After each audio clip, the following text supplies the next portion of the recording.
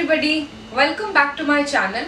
I am Megha Suresh and I am a professional nutritionist. So today I'll be starting with a new series which is Nutrition and Awareness. This is episode 1 wherein I'll be talking about why you should invest in your child's nutrition in terms of money and in terms of other things that is not around money, which is like time and what kind of food you should give it to them. So this is a series. I'll be doing around 6 to 7 episodes, taking some important topics from nutrition and which I think that needs to be put out to audiences like you. And that's it. Let's get into the video.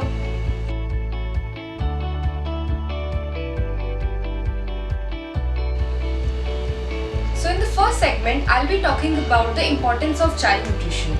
We all know that child's nutritional journey starts from the very first day when the mother conceives, right? So from there till the first 2 years of life, it is known as 1,000-day window period, which is very crucial for any child's growth. Therefore, the nutritional status of the mother during the pregnancy or even before that, till the nutritional status and the way you feed your child till the first 2 years of life affects a major portion of how the child's health will be.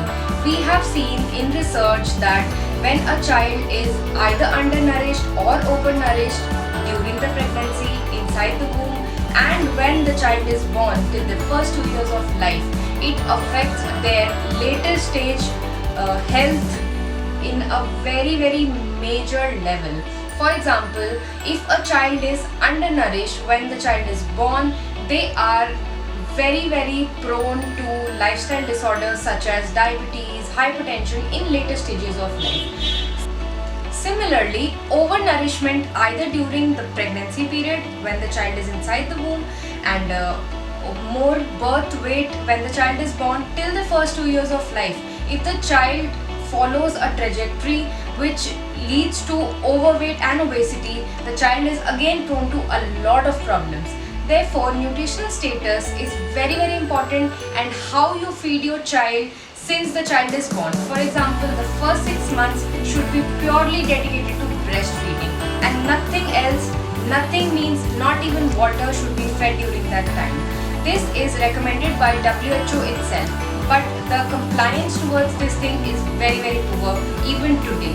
According to Global Nutrition Report 2020, the breastfeeding rates are not very much, and the nutritional targets that are set for 2025 by WHO includes breastfeeding and how we can increase that. Therefore, we need to focus on those 6 months and then we come on to complementary feeding. Complementary feeding is any kind of feeds that we give to the child after 6 months as their nutritional requirement increase and mother's milk is not sufficient after that period of time.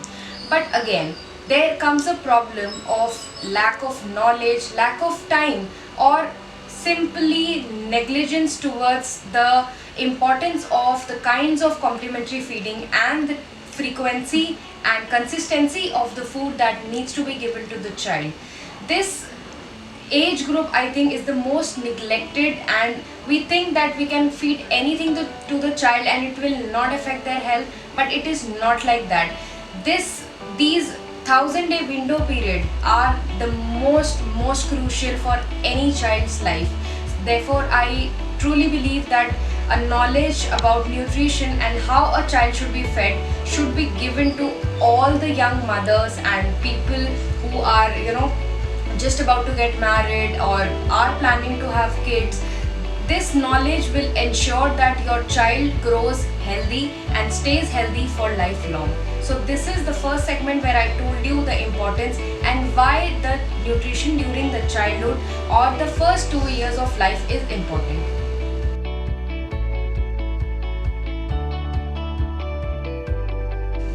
So in this second segment, we'll be talking about 3 important concepts while we are discussing child nutrition. The first one being growth trajectory. It is simply noting or tracking how your child is growing. So when the child is born, the birth weight is noted. From there you can track how your child is growing. At least till the first 2 years of life, you must do that.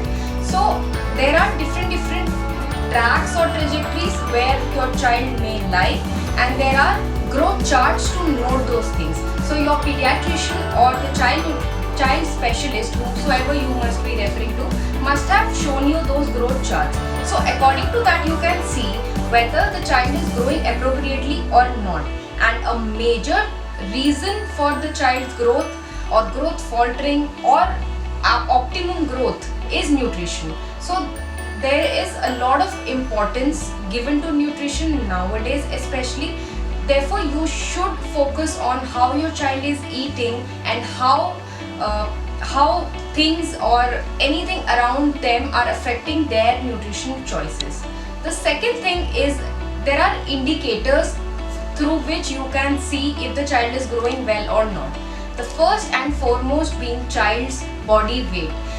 You must, as a parent or as guardians or family members, keep in mind that you need to keep checking child's weight from time to time so that you can know if the child is growing well or not. The physical appearance may not give a true picture sometimes. A child may be lean and slim, but the body weight may be fine. And again, if the child is growing too much or becoming obese, there must be some problem. So to note that, the main thing is to note a child's body weight. And obviously it's the growing phase, therefore the height also needs to be checked. There are other indicators such as head circumference and tricep measurement and other things, but the first and foremost is the body weight. And the third concept that I want to discuss is the brain development and cognition of the child. Nutrition plays a major role in how a child grows mentally and in terms of cognition. Micronutrients such as iron and iodine, zinc are known to affect a child's development and mental growth. Therefore, you need to keep the child's diet rich in those nutrients so that the child is not deprived of any kind of cognitive development.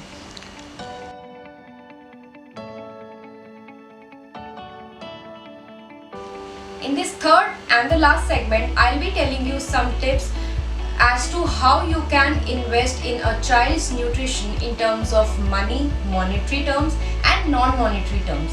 Firstly, we'll be talking about monetary terms.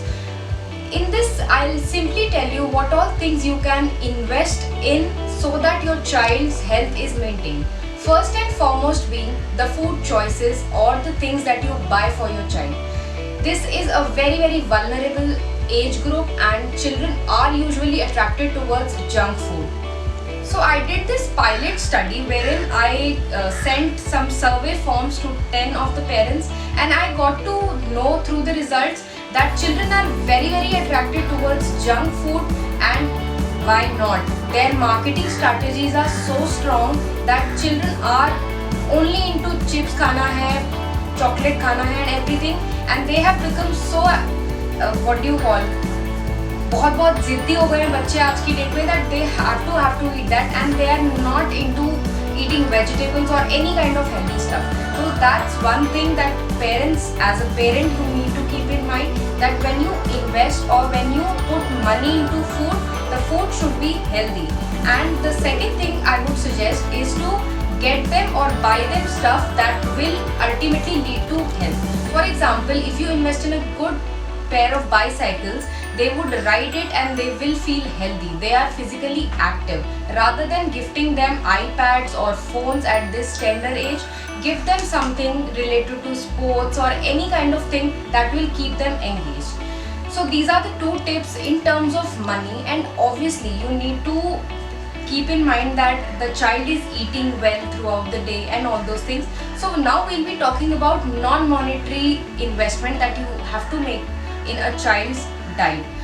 The first and foremost being that you need to give child a lot of time when they are eating, because nowadays even we as adults are very addicted to looking into the phone, watching something and then eating.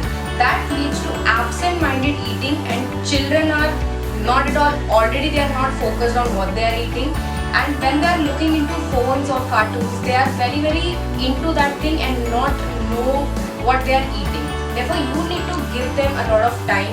Tell them that why the things that are healthy are important for their health and make them eat. second thing that I believe will make a difference in how a child eat is to eat with them. Nowadays there is a concept कि mummy papa के पास time ही नहीं है and the child is sitting alone and eating. The child may not feel like eating, or he'll simply be like, okay, I have a guardian or a caretaker who is feeding me food, I'm just eating it. But if the child is sitting in a family and eating food, that will give a lot of security mentally also, and the child will pick up good habits from parents and will inculcate that in themselves. The third and the very very important thing that child notices is how their parents eat. So firstly and foremostly, you as parents, as family, as friends around children need to keep your habits clean so that child can pick up good and healthy eating habits from you all.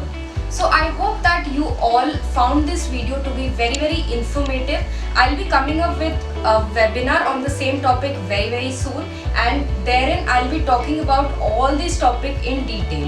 So just share this video with whosoever you feel will need information. Like this video, subscribe to my channel, and take care of yourself. Be healthy, be safe. Bye.